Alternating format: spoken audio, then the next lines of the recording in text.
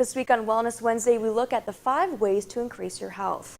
Joining us now to tell us more is speaker and educator Luann Alameo. Thank you for joining us this morning. It's always a pleasure, Kaylin. Thanks so much. So, 5 ways to improve your health. What are those 5? Well, first of all, we need to improve our bones. That's something that we need to do, and we're going to learn how to increase our fiber.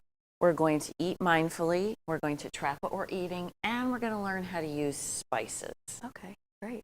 And so, what's kind of the hardest one to maybe do for your body, I guess? I think probably track what you're eating because we don't want to take the time to do that. But if, let's say, for instance, if we're putting on weight or we want to add weight, tracking what you eat is probably the best way to do it. And it's just journaling. And I'm talking about every single bite of food. Oh wow! And even gum, because that even gum does have some calories. So definitely. Anyway, yeah. So going through all 5, I guess, what can you tell us about each 5 tip? Well, let's start off with improving your bones. And we only have one set of bones. And after we turn about 18, your bone density is pretty much determined. So it's up to you to keep your bones at their intensity and at their bone level. So we all know that calcium is one of those ways that we can increase bones. But I have some broccoli here because people forget about the plant sources that provide calcium. Right. All our dark green leafy fruits and vegetables, and we want people to eat more of those, do provide calcium. Dairy is a great source, but people forget about these because we want you to consume 8 to 9 fruits and vegetables in a day, and plant sources, and our body actually metabolizes those much easier. Right. I often forget about that because when I think calcium, I think of dairy. That's right. Next one's eat more spices. So I guess what can you tell us about the spices? Well, I put an array here of spices. Spices are one of those things that we've talked about, Kaylin, the blue zones, the areas where the people live the longest and the healthiest. And one of the things that they do is they incorporate spices into their food.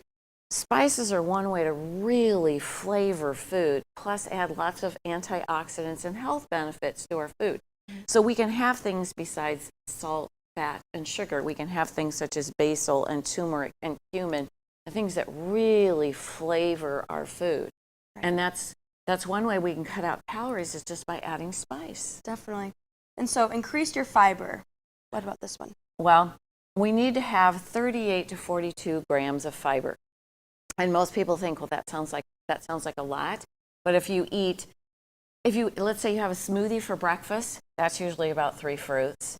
And let's say you have a salad for lunch, you add some broccoli and some of those fibrous foods, you're already up to 5 or 6. And then you only have 2 or 3 at dinner. And then maybe you have a snack with some fruit in between. You grab an apple, you grab a clementine, a banana. It's really easy. But if you reach for some of the other foods, such as chips, crackers, the donut, a piece of cake, then you're not going to receive those. And then you're going to have some other issues because fiber is really, really important. One of the ways we can get those is our whole grain. So if you like oatmeal or quinoa or rice or any of those kinds of things, that's a great way to get it in. And most Americans only get into the single digits of fiber, and then we have health issues later. Definitely. So I guess avoid the empty calories, but use that colorful plate of the fruits and vegetables, which kind of goes along with eat mindfully and track what you're eating, correct? Right. Eating mindfully just means kind of savoring the bite. And you'll notice when you incorporate spices, you'll really taste the spices. And that's, again, eating mindfully. There's many other cultures that actually, when they take a bite of food, it's more of a sensory experience.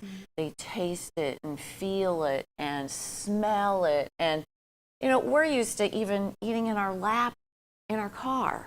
Right. And we don't really get the sensory perception of food. And so eating mindfully will also cut down the calories, and you'll enjoy your food so much more. And then plus you have friends and family to do it with, hopefully. Yep, so it's an experience, and all 5 work together to overall improve your health. So exactly. Thanks so much for joining us this morning.